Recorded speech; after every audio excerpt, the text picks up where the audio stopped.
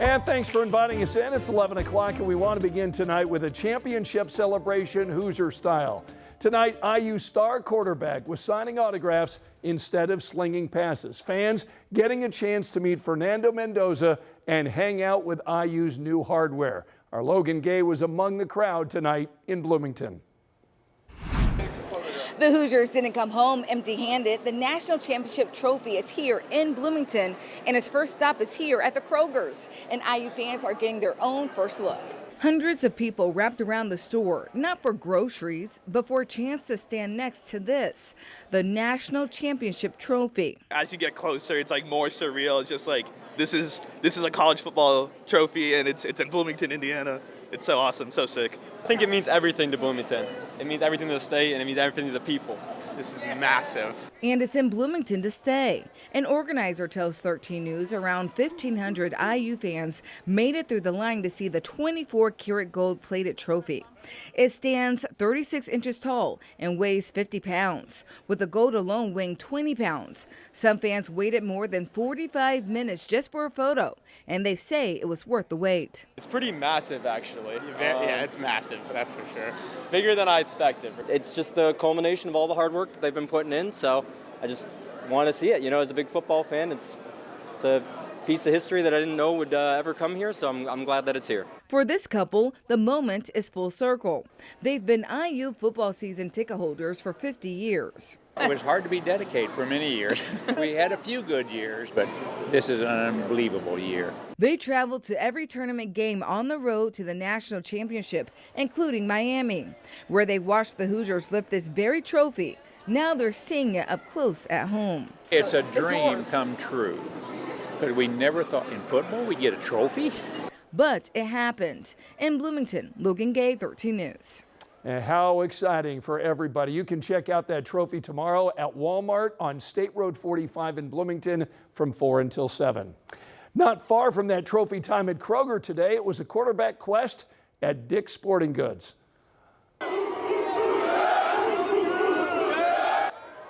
Look at that crowd.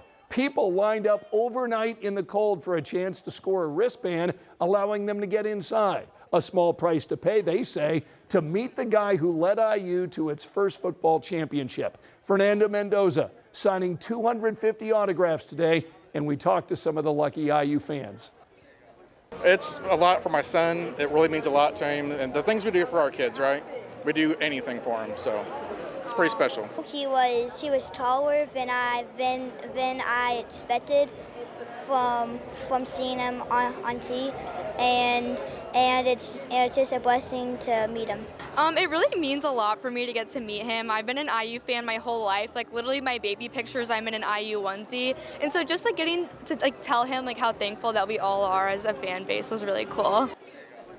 Good thing they already got the win, because Mendoza may have had a hand cramp by the time today's event wrapped up. Well, you know, the championship comes with a trophy and a lot of excitement, but one unexpected perk, at least for head coach Curt Cignetti, is a lifetime of free beer. That's all thanks to Upland Brewing Company. The company has a Hoosier Game Day lager that has seen a surge this season. The can may even get an upgrade to recognize the Hoosiers' win.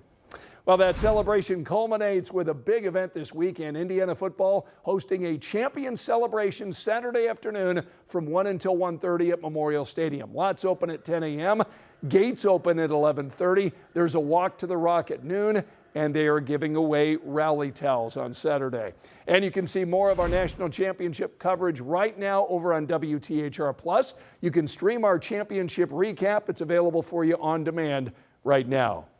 From college to the pros, Indy leaders confirmed tonight that the city secured the NFL Scouting Combine through 2028. Indianapolis has hosted the Combine since 1987.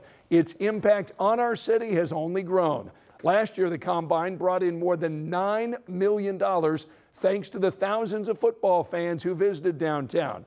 We got the news during Visit Indy's State of the Tourism event. It honored former Colt-turned-sports broadcaster Pat McAfee, who talked tonight about making a life here in Indianapolis. I understand a city being prepared to host people. I understand a city that wants people to basically come and see them, as opposed to being like, get out of my city type people. Yeah. So I I appreciate the city. I appreciate Indianapolis. My daughter was born here. Obviously, I found my wife here. My parents live here. My business is here. In all, city leaders tell us tourism brought in nearly $6.5 billion last year. Well, Indy's focus turns to college basketball now after the NFL Combine heads out of town. Tonight, we're taking a closer look at all the big events planned around the Final Four. The focus may be on the court, but you're going to see the impact of this tournament all across our city. So we're talking about the NCAA Fan Fest over at the Indiana Convention Center, the 3-day March Madness Music Festival, and the tip-off tailgate along Georgia Street. The community has come out for these events. The community has supported these events, and the community's been excited about these events, and so people want to come back to a place where they are wanted, and so Indianapolis has truly shown that. Plus, this is the first time the championships for Division 1, 2, and 3, plus the NIT, are all happening in one place, because after all, this is Indianapolis, with Lucas Oil Stadium, Gainbridge Fieldhouse, and Hinkle Fieldhouse serving as the game sites, all taking place the first weekend in April. Rob's in for Angela tonight, and boy, we've got a lot of winter weather alerts, don't we? I know. If I could skip ahead to April, that would be just fine with me. Hey, two big stories are going to dominate over the next week or so nationally. The bitterly cold air that's going to be in place for the northern plains through the Midwest, and this winter storm that's going to move through that's going to dump a lot of snow. Now, this is far enough out that both of these are watches at the moment, and that's key because there's still a lot that can change, including the track of this system, which now is a little bit further to the south than perhaps previous models had indicated, but we still think there's going to be some impacts to the north of that, including the possibility of some snow. But that's going to take a while to get here. So in the meantime, we're 20s and 30s. We're headed for near 20 degrees for our overnight low, and we'll do 30 for tomorrow. No snow in the forecast for your Thursday, but there's a lot to talk about in the next several days. Bitter cold, several chances for snow. I'll have it all coming up. All right, Rob, thanks so much. Yeah. Tonight, the fate of a data center project in Shelby County has now been put on hold, at least a part of it. Alex Almanza joins me tonight with how tonight's Common Council meeting resets the clock. Alex? Scott, developer Prologis is asking the city to annex and rezone 429 acres of property just outside of Shelbyville. But tonight, Prologis requested and then got the okay to shelve the annexation for 30 days. But some residents say that's not enough.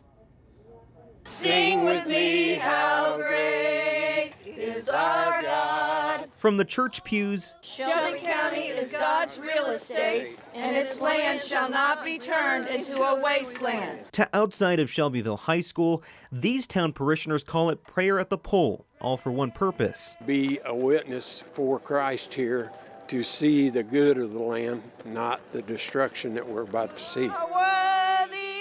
Washing out the sound of the quiet prayer circle, a similar hope and a more direct approach. It's just not right. Protesters trying to convince councilors to vote against annexation for Prologis. They cite environmental and societal concerns. As the doors to Wednesday's Common Council meeting opened, seats filled in. And with the annexation the only thing on the agenda, council members ultimately tabled the matter, with some saying they need 30 more days to do environmental studies. Councilor Betsy Means Davis is on the fence about the project. I'm really just dead in the middle. I'm not afraid of the data center, but I also teach in a very rural community. This is affecting all of our families. Following the tabled vote, public comment from Hoosiers, from lifelong residents to the youngest. I ask that you consider this, my feelings, and all of the other kids that don't want this in our community. Thank you. We're an ag community, and ag is really important to Shelby County, and we should not give that up. As the can is kicked down the road, residents say they'll be back for more. The Shelbyville Common Council will have a meeting on February 18th to vote on the annexation. We've reached out to the developer Prologis for comment, and we'll let you know when we hear back. Scott. All right, Alex, thanks so much. Today we sat down with Senator Jim Banks and asked him about the growing number of data center plans here in Indiana. He told us he shares some of the residents' worries. Senator Banks says he is glad they're engaged and speaking up. If you build these data centers and then you see utility costs go way up, and I understand why people are concerned about that. I mean, a lot of this goes back to the AI race, and I mean, this country is rapidly changing. We asked Senator Banks if he thought lawmakers should be working on data center legislation in D.C. He told us it's more of a local and state issue.